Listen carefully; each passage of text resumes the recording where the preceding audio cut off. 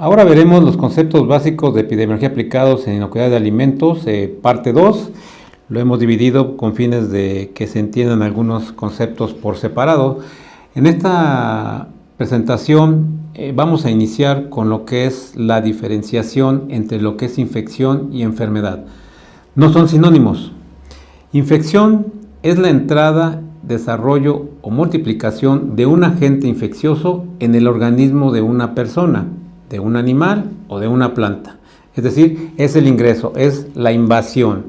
Ya lo habíamos visto en la historia natural de la enfermedad, el proceso de ingreso, ¿sí? Esa es la infección. Cuando entra, se establece, se multiplica un determinado agente etiológico, en este caso infeccioso, en un organismo susceptible.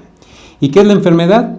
Pues es la ruptura de este equilibrio dentro de la interacción, ¿sí?, de la persona, el animal o la planta con el agente etiológico y con el medio ambiente, ¿sí? Dijimos que el agente etiológico puede ser de tipo biológico, químico, físico, en algunos casos, desde el punto de vista epidemiológico, de factores carenciales, y que en el caso de medio ambiente, que veremos más adelante, esta interacción de los tres, la teoría epidemiológica, va a provocar las alteraciones vitales del organismo afectado, es decir, va a producir la evidencia clínica después de la infección, que la infección, dijimos, esa parte primero pasa un proceso subclínico que no se ve y que dependiendo del daño causado a esa población, a ese huésped o hospedero, va a causar la evidencia clínica, es decir, la enfermedad. Dentro de los tipos de actividades sanitarias y fitosanitarias en términos generales que tenemos, están vinculados a tres factores principales, lo que es la prevención, el control y la erradicación. ¿Qué es la prevención? Son todas aquellas medidas sanitarias y fitosanitarias que están basadas en estudios, análisis epidemiológicos y que el objetivo que persiguen es evitar la presencia, la introducción de una determinada enfermedad o plaga en una población específica. Las medidas de control son aquellas que se orientan a disminuir la incidencia o la prevalencia de esa infección o de esa plaga. Es decir, ya está presente en alguna determinada población y entonces estas medidas lo que tratan es disminuir la incidencia o la prevalencia, ya sea de la enfermedad o de la plaga que está afectando estas poblaciones bajo estudio. Y el proceso de erradicación es el objetivo principal de cualquier programa sanitario y fitosanitario, es tratar de eliminar totalmente ya sea la infección, la enfermedad o la presencia de una plaga en una determinada población y también que está vinculada con cierta área geográfica específica, es decir, puede ser una región de un país, puede ser el país completo e incluso puede abarcar varias partes o países completos, incluso continentes. La definición de caso, esta es tan amplio que va a depender desde qué punto de vista se ha analizado. En esta presentación lo que vamos a analizar es la definición de caso desde el punto de vista epidemiológico. ¿Qué es un caso epidemiológico?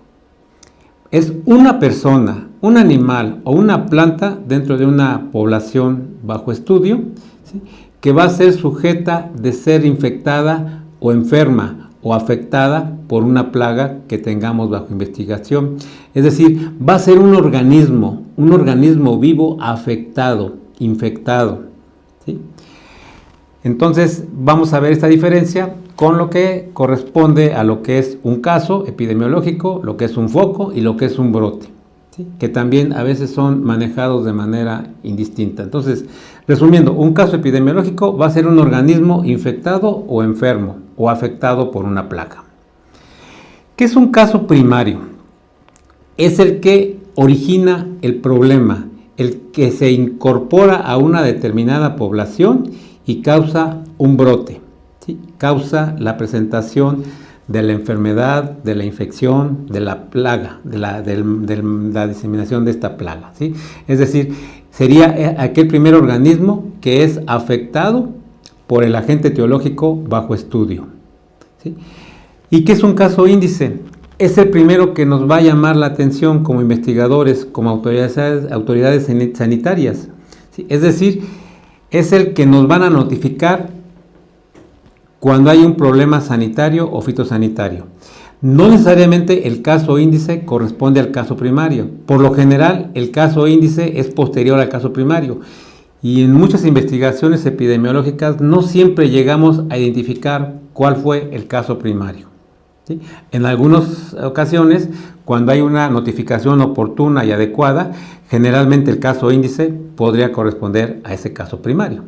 El caso secundario o terciario, pues van a ser aquellos subsecuentes que se originan de este primario. Entonces, recordemos, un caso va a ser un organismo afectado dentro de una determinada población.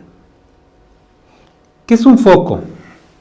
Es la aparición de uno o más casos de una determinada infección, enfermedad o plaga dentro de una población específica, que puede ser una unidad de producción agrícola, pecuaria, puede ser una determinada población humana, ¿sí? Que se presente, digamos, un foco podría corresponder a una intoxicación durante un evento, una fiesta. El lugar donde se aparece, se presentan una serie de varios casos de la infección de la enfermedad.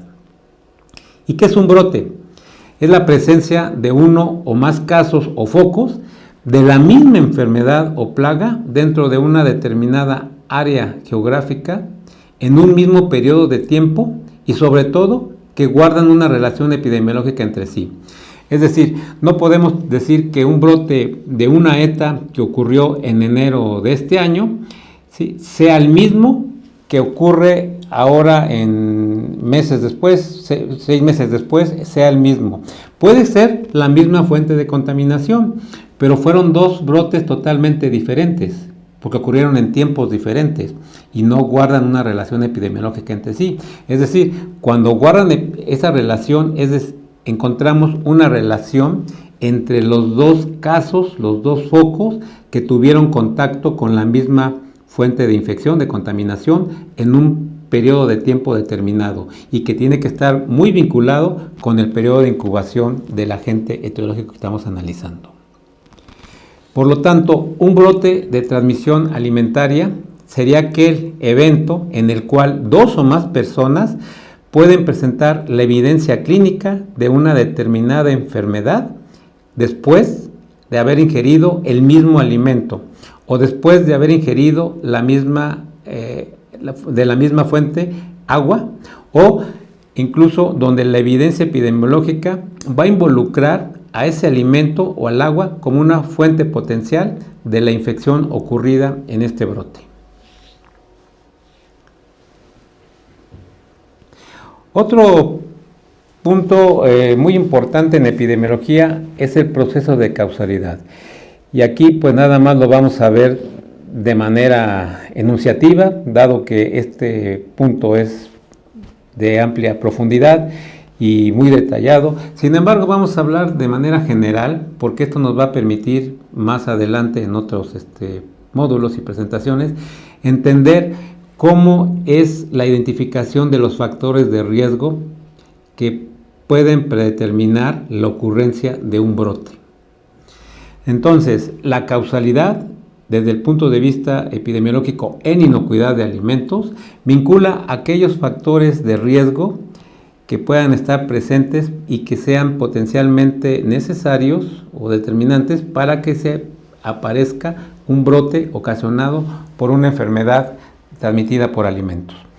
Para este proceso de causalidad existen diferentes criterios, entre ellos aquí podemos ver en la presentación los criterios de Hill, donde se relacionan varios factores vinculados con el proceso de causalidad, como son la fuerza, la consistencia, la especificidad, la temporalidad, el gradiente biológico, la plausibilidad, la coherencia, la evidencia experimental y la analogía, que tienen que ser evidenciados en el análisis del proceso de causalidad, y en este caso de una ETA.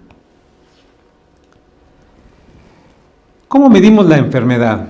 ¿Cómo medimos las enfermedades? ¿Qué hacemos para determinar cuánto hay, dónde hay? ¿sí? Bueno, vamos a ver también más adelante algunos aspectos ya más específicos sobre la medición de la enfermedad, pero en términos generales la vamos a medir en tres grandes conceptos: espacio, población y tiempo, ¿sí? En cuanto a espacio, nos referimos a la parte geográfica, es decir, cuál es la definición, la delimitación geográfica de afectación. La población, dentro de la población, si estamos hablando de una población humana, animal, vegetal o de plantas, ¿sí? ¿Cuál es la población expuesta, susceptible a este tipo de afectación, de enfermedad, de infección, de una determinada plaga que la afecta? Y el tiempo. ¿En qué periodo del tiempo ocurre o ocurrió un determinado brote? Estas tres características son fundamentales para la investigación epidemiológica, que tiene que identificar el espacio, la población y el tiempo. ¿Cuántos tipos de epidemia existen?